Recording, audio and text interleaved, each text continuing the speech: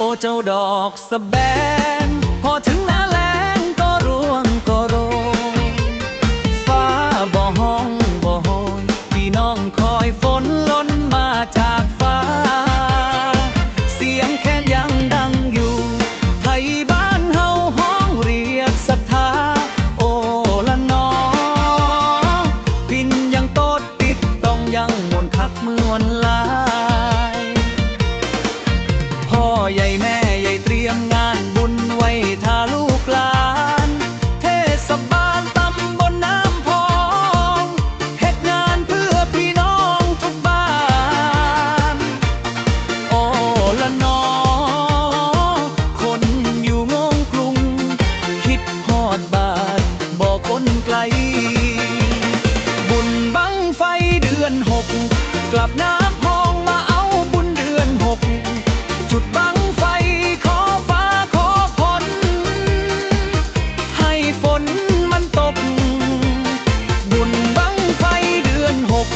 กลับน้ำพองมาเอาบุญเดือนหกเทศบาลตำบลน้ำพองมวนซืนกันทั้งงานมีนายกหนึ่งคอยดูแลเพื่อให้เงียบเงาฮักบ้านเฮาฮักน้ำพองออกจากเมืองที่วุ่นที่วายสักครั้งกลับมาฟังเสียงแคนเสียงหัวใจบ้านเฮามาโอบกอดความฮักพักใจให้หายเหงาคืนหวนมาแผ่นดินอีสานบุญบั้งไฟเดือนหกถึงเมื่อบุญกระใจฮอนอย่าคืนบ้านอยู่เมืองไกลถ้ามันเหนื่อยมันล้า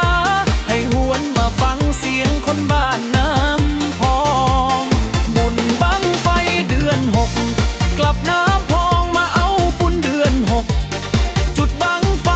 ขอฟ้าท้าหงหมู่ใครฝนมันตกบุญบั้งไฟเดือนหกกลับน้ำพองมาเอาบุญเดือนหกนายกมือนำพาพี่น้องมัวนอกมวนใจกลิ่นดินหลังฝนคือฝันที่เฮาคอ